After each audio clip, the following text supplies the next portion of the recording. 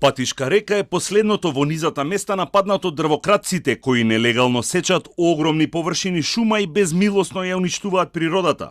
Викендов група планинари и ентузијасти биле затечени од глетката на селото. Малата планинарска стаза која води до местото Остри врв е проширена за да може да помине камион и води неколку стотици метри до крајот на листопадната шума за која тие велат дека буквално е опустошена. Од двете страни се сечат дрво од различна големина, а до патот има оставено трупци кои допрва дрвократците треба да ги подигнат.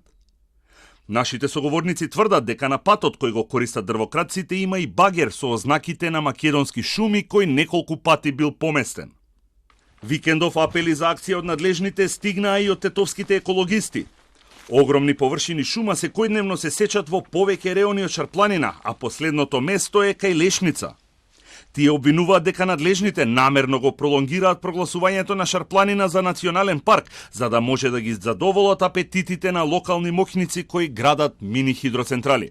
Баш на тоа место, во горната страна на кај Кадите и во долната страна на кај село Бозовце, значи тоа и намерно се прави во брзина за да се гради тоа, да се комплетира. Затоа задоцнува и шара да остане национален парк, ради тоа што треба некои задоволства на некои политичари и бизнисмени да се завршат. Лешница нема да го пуштиме така. Значи ако треба сите ќе бидеме горе, сите ќе протестираме за да не се случува тоа уништување на таа убавина. Планинари со кои Телма контактираше тврдат дека шумите се пустошат и во гостиварскиот регион, кај Маздрача. Оваа слика е направена пред еден месец, а според нив присутна била и екипа на македонски шуми кои на лице место ставале жигови на исечените дрва. Викендов се сечеа десетина стебла во децениската шума кај хотелот Инекс Олгица. Иако од хотелот доставија документација дека имаат дозвола да исечат 7 исушени стебла, од сликите и видеозаписите на граѓани и екологисти може да се види дека станува збор за многу поголема бројка и дека дрвата не се суви и сушени. Поред очевидци, вчера не биле исечени само 7 дрвја и не биле само таму.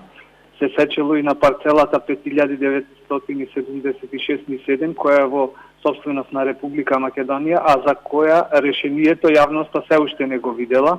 Затоа дополнително побаравме од општината и да ни се достави евалуацијата за исечените дрвја, врз основа на која се дошло до стручна констатација дека дрвјата за кои е донесено решението за сеча веќе биле исушени, односно дека не можеле да се рехабилитираат.